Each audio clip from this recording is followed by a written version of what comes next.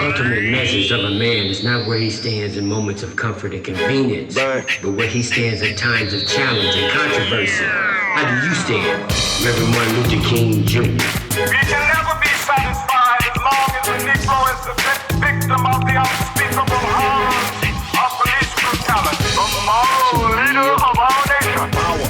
Too real. I have the pleasure to present to you Dr. Martin Luther King JR. That's good. Too real. Face to face, you need the man of the hour. I am happy to join with you today Power. in what will go down in history. I still have a dream. Cause it's all about that compensation. Still have a dream. I want to ask you a question. That is, what is in your life's blueprint? 5 years ago, a great American in whose symbolic shadow we stand today signed the Emancipation Proclamation. This momentous decree came as the great beacon light of hope to millions of Negro slaves. I have a dream. I may not get that with you, but I have a dream.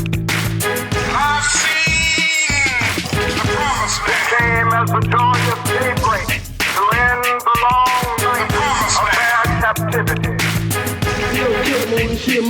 But 100 years later, cause I have a dream. I may not get that with you, is not free.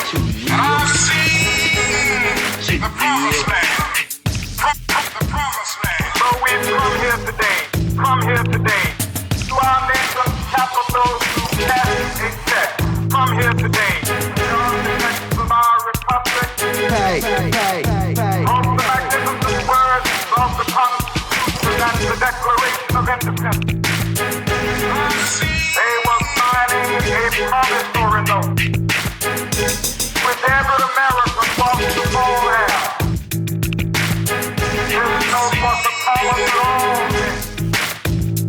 Yes, would be guaranteed the unalienable rights of life, liberty, and the pursuit of happiness. I may not get that with you. It is obvious today that America has defaulted on this promissory note insofar as the citizens of color are concerned. Instead of honoring this sacred obligation, and I've seen America has given people a bad check. A check which has come back marked insufficient funds. Free at last! Free at last! Thank God Almighty! We are free at last!